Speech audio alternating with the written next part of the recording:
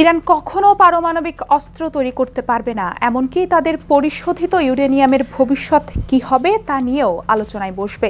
অন্যদিকে দেশটির অর্থনীতিতে অন্তত $300 বিলিয়ন অর্থায়ন করা হবে। যুক্তরাষ্ট্র ইরান সমঝোতার স্মারকে রয়েছে এই শর্তগুলো। প্রেসিডেন্ট ডোনাল্ড ট্রাম্প এরই মধ্যে জানিয়েছেন, কোনো কিছুই চূড়ান্ত নয়। যদি তার সমঝোতার শর্ত পছন্দ না হয়, তাহলে আবারও ইরানের ওপর বোমা বর্ষণ হবে। G7 সম্মেলন স্থলে ডোনাল্ড ট্রাম্প ইরানে বিনিয়োগের বিষয়টিও ক্ষুব্ধভাবে অস্বীকার করেন। তিনি স্পষ্ট জানিয়ে দেন, যুক্তরাষ্ট্র ইরানকে 10 পয়সাও দিচ্ছে না। তবে তিনি বিষয়টির অস্তিত্ব অস্বীকার করেননি বলে এক প্রতিবেদনে উল্লেখ করেছে ব্রিটিশ দৈনিক দ্য গার্ডিয়ান।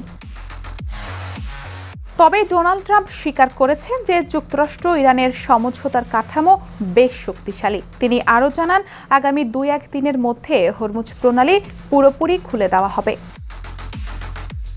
মার্কিন সংবাদ মাধ্যম CNN-এর এক প্রতিবেদনে যুক্তরাষ্ট্র ইরান সমঝোতা স্মারকের 14টি শর্ত প্রকাশ করেছে। সেগুলোর মধ্যে হরমুজ প্রণালী খুলে দেওয়ার বিষয়টি রয়েছে।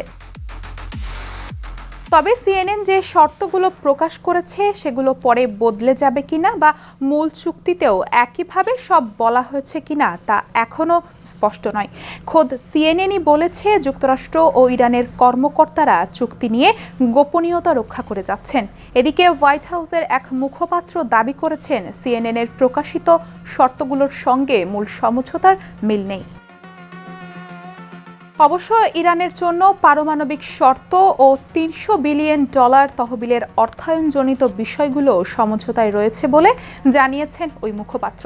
তিনি জানান, যুক্তরাষ্ট্র ইরানকে তেল ও পেট্রোকেমিক্যাল পণ্য বিক্রি করতে দেবে। আর ইরান যদি পরে আলোচনায় নিজেদের পরমাণু কর্মসূচি সংক্রান্ত প্রতিশ্রুতি পূরণ করে, তাহলে তেহরান $300 বিলিয়ন উন্নয়ন তহবিল পেতে পারে। আনুষ্ঠানিকভাবে সমঝোতা স্মারকটিতে দুই পক্ষ স্বাক্ষর করবে আগামীকাল শুক্রবার।